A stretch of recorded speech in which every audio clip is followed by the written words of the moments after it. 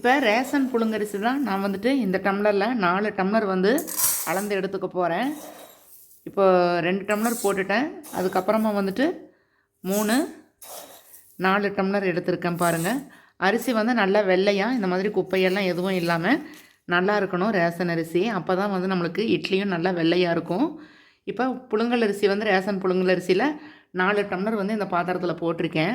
பச்சரிசி வந்து நான் 4 டம்ளர் எடுத்துக்கிறேன். ரேஷன் பச்சரிசி தான் இதுவும். இது வந்து இப்போ 1 2 3 4 டம்ளர். இந்த டம்ளரில் வந்து இப்போ நான் அளவு எடுத்த டம்ளர் வந்து 4 டம்ளர் போட்டிருக்கேன். 4 டம்ளர் பச்சரிசி 4 டம்ளர் புழுங்கரிசியும் போட்டிருக்கேன். இப்போ வந்து இது தண்ணி ஊற்றி நம்ம நல்லா ஊற வச்சிடலாம்.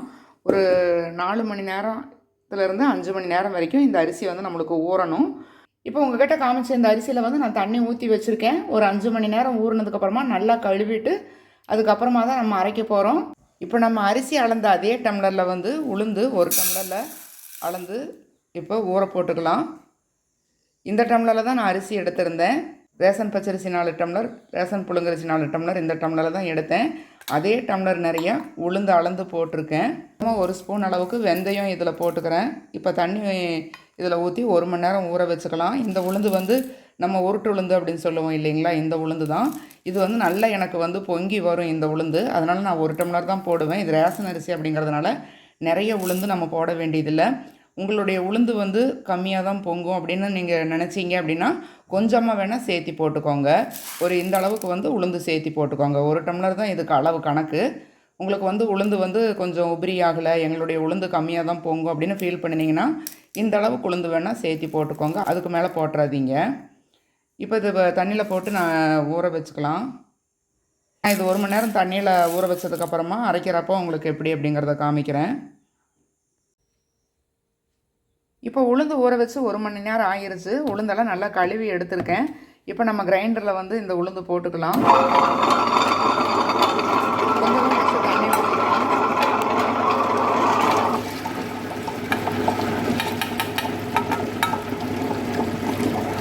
பாதி அரைப்பட்டதுக்கப்புறமா கொஞ்சம் கொஞ்சமாக தண்ணி தெளித்து ஆட்டுங்க. தண்ணி முதல்ல முழுவதும் ஊற்றாமல் லைட்டாக கொஞ்சம் கொஞ்சமாக தண்ணி தெளித்து ஆட்டிக்கலாம்.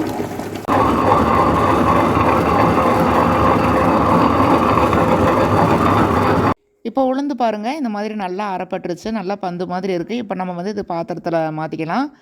அதுக்கப்புறமா வந்து இதே கல்லையே நம்ம அரிசி ஆட்டிடலாம்.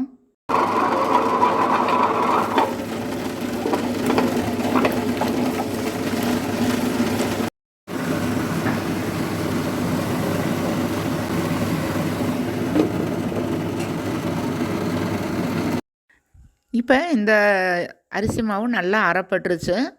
இப்போ நான் இதில் வந்து கொஞ்சமாக கல்லுப்பு சேர்த்திடுறேன்.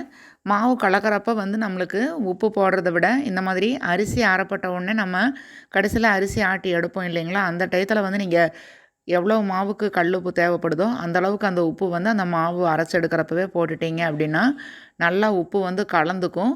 அந்த நம்ம எவ்வளோ மாவு ஆட்டுறோமோ அந்த அளவுக்கு தேவையான உப்பு வந்து இந்த மாவுலேயே நான் போட்டுருவேன். நல்லா அரைப்பட்டதுக்கப்புறமா எடுத்து இப்போ நம்ம அந்த உளுந்தாட்டிருக்கிற அந்த பாத்திரத்தில் போட்டு நம்ம இப்போ எல்லாம் சேர்த்து கலக்கிடலாம். இந்த அளவுக்கு வந்து எனக்கு மாவு ஆகிருக்கு. இப்போ இது வந்து நம்ம நல்லா கலக்கிக்கலாம். இந்த கலக்கிற மாவு வந்து ஒரு 3-4 பாத்திரங்களில் கொஞ்சம் கொஞ்சமாக நான் ஊற்றி ஃப்ரிட்ஜில் வச்சுக்குவேன்.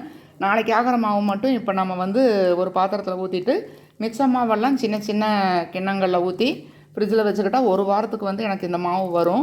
நீங்கள் கலக்கிறப்பவே தெரியும் பாருங்கள், வந்து இந்த மாதிரி இருக்கணும் மாவு. ரொம்பவுமே தண்ணியாகவும் இருக்கக்கூடாது, ரொம்ப கெட்டியாகவும் இருக்கக்கூடாது. அப்போ தான் உங்களுக்கு இட்லி வைக்கிறப்ப நல்லா வரும். கிட்டத்தட்ட நான் வந்து 10 வருஷத்துக்கு மேலே இந்த மெத்தடு தான் வந்து ஃபாலோ பண்ணிகிட்ருக்கேன். அவ்வளோ சூப்பராக இருக்குது. இட்லி வந்து யாருமே நம்ப மாட்டாங்க. நம்ம கடையில் வாங்கின அரிசியில் கூட இவ்வளோ வெள்ளையாக இருக்குமா அப்படிங்கிற அளவுக்கு வந்து அவ்வளோ சாஃப்டாக நல்லா இருக்குங்க. இதே மாதிரி நான் எந்த அளவுகள் சொன்னனோ அதே அளவுகள் நீங்கள் போட்டு நீங்கள் அரைச்சி இட்லி வச்சு பாருங்கள். அதுக்கப்புறமா உங்களுக்கே தெரியும் ரொம்பவுமே இட்லி சாஃப்டாக இருக்கிறது. அப்படியே என்னுடைய சேனல் வந்து சப்ஸ்கிரைப் பண்ணிக்கோங்க. இதே மாதிரி டிப்ஸ் ட்ரிக்ஸ் அப்படின்னு சொல்லிட்டு நிறைய யூஸ்ஃபுல் டிப்ஸ் எல்லாமே என்னுடைய சேனலில் இருக்குது. அதனுடைய லிங்க் கூட டிஸ்கிரிப்ஷன் பாக்ஸில் கொடுக்குறேன். இப்போ வந்து அரிசி உளுந்து எல்லாமே சேர்ந்து நல்லா கலக்கியாச்சு. தனியாக வந்து இப்போ நான் உப்பு போடலை, அரிசி அரைக்கிறப்பவே உப்பு போட்டதுனால உங்களுக்கு வந்து நல்லா கலந்துரும். நீங்கள் வந்து அரிசி ஆட்டுறப்போ உப்பு போடலை அப்படின்னா இனிமேல் வந்து அந்த மாதிரி போட்டு பழகிக்கோங்க. அரிசி கிரைண்டரில் போட்டு ஆட்டுறீங்க இல்லைங்களா, உங்களுக்கு அரிசி அரைப்பட்டு அந்த கடைசியில் நீங்கள் அரிசி ஆட்டி எடுக்கிறப்ப நீங்கள் கல் உப்பு சேர்த்தி எடுத்துகிட்டு அதுக்கப்புறமா இதில் கலக்கிட்டீங்கன்னு வச்சுக்கோங்க. ரெண்டாவது நீங்கள் உப்பு போட வேண்டியதே கிடையாது. நல்லா உப்பு ஒரே மாதிரி எல்லா பக்கம் உங்களுக்கு கலந்துரும். இப்போ இது வந்து நான் கிண்ணங்கள்ல எல்லாம் ஊற்றி வச்சுக்கிறேன். ஒரு 8 மணி நேரம் வந்து உங்களுக்கு இந்த மாவு புளிக்கணும். இப்போ நான் இந்த அடுக்கில் இந்த அளவுக்கு வந்து கொஞ்சமாக மாவு எடுத்து வச்சுருக்கேன். இது நம்ம 8 மணி நேரம் புளிக்க வச்சுட்டு இட்லி வைக்கலாம். மாவு எப்படி இருக்குது என்னங்கிறத அப்போ வந்து பார்க்கலாம். நேற்று அரைச்சி வச்ச மாவு வந்து இப்போ இந்த அளவுக்கு பொங்கிருச்சு. லைட்டாக இந்த மாதிரி மேலால் மட்டும் இப்படி இந்த இதை தள்ளி விட்டுக்கோங்க. மாவு முழுவதும் கலக்க வேண்டாம். இந்த மாதிரி எடுத்து விட்டுட்டு நீங்கள் வந்து இப்போ இட்லி தட்டில் இட்லி ஊற்றிக்கலாம். நான் வந்துட்டு இந்த மாதிரி குக்கரில் தான் வந்து இட்லி வேக வைக்க போகிறேன். இந்த மாதிரி குக்கர் வந்து அடுப்பில் வச்சுருக்கேன். இட்லி குக்கர் இது. இதில் வந்துட்டு இப்போ நம்ம இந்த மாதிரி இட்லி குக்கர் தட்டு எடுத்துக்கிறதுனால கொஞ்சமாக எண்ணெயை ஊற்றிட்டு அதுக்கப்புறமா இட்லி மாவு வந்து ஊற்றிக்கலாம்.